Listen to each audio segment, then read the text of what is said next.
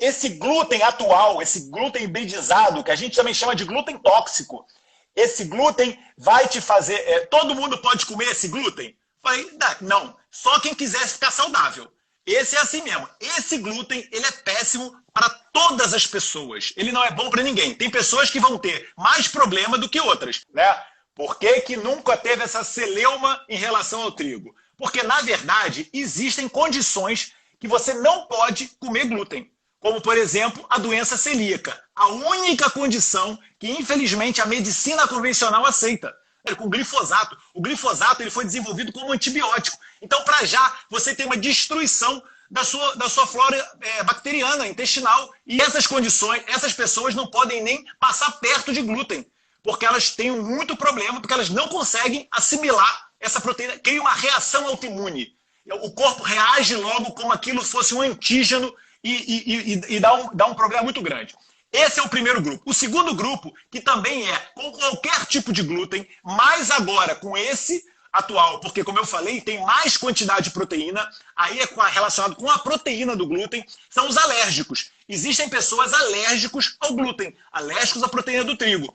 Esse pessoal, quando come o glúten, fica com o olho inchado, a boca faz edema de glote, falta ar, fica todo vermelho, igual a reação que você tem com camarão, com amendoim, essas coisas. Isto é uma condição relativamente nova, que é por isso que a medicina, que às vezes parece que vai anos atrás, né, da experiência clínica, nós médicos pegamos há muitos anos pessoas que comem pãozinho e não são celíacos, tem até marcadores no sangue, né? A gente faz os exames, tudo negativo, não são alérgicos, né? Eles não têm aquela reação alérgica imediata, mas comem o pão, ficam inchados, né? Estão com o corpo todo alterado, começam a aparecer várias manifestações, muitas vezes tardias, porque o que acontece?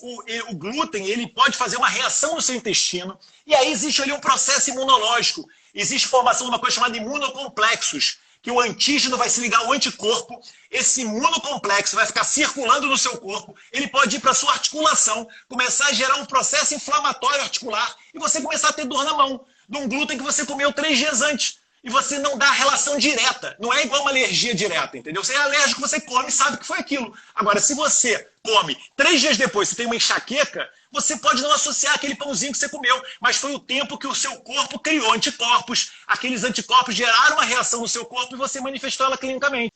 E para reação imediata, né, mediada por IgE, você tem exames, né, você consegue fazer isso, passa o sangue.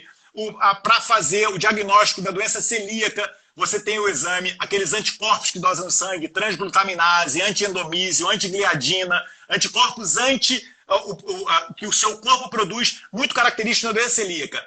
Muitas pessoas com essa intolerância a esse novo glúten que apareceu na sociedade mais recentemente, etc., que está relacionado com esse excesso de proteínas que não são digeridas pelo nosso corpo, pela presença do glifosato, por uma destruição ali da nossa harmonia intestinal, às vezes você não tem marcadores positivos. Ou então você tem marcadores de outras coisas. Hoje está relacionado com, por exemplo, doenças autoimunes da tireoide. Você tem aquela molécula entrando no seu corpo íntegra, o seu corpo faz anticorpos que vão lá e destroem a sua tireoide. Então, a autoimunidade tiroidiana, também chamada tireoidite Hashimoto, pode estar relacionada com isso. Entendeu? Então, o diagnóstico é de uma coisa que você não quer associar ao pãozinho nosso de cada dia. Você tem que comer com o processo artesanal que sempre foi feito, porque no final das contas, quando o trigo era trabalhado, ele sofria... O que é fermentação lenta? É isto mesmo. É você utilizar parte dessa proteína no processo de fermentação e aí o produto final talvez não venha tão fofinho, tão palatável, né? Como aquele pãozinho que você compra no supermercado, mas aquele pão é o pão natural. Então é o que a gente fala, né? É o trigo antigo, com a fermentação lenta, com o fermento biológico, aí você tem um pão que o nosso corpo, as nossas enzimas, têm a capacidade de digerir, e aí você não cria esse estrago, né, no seu sistema gastrointestinal.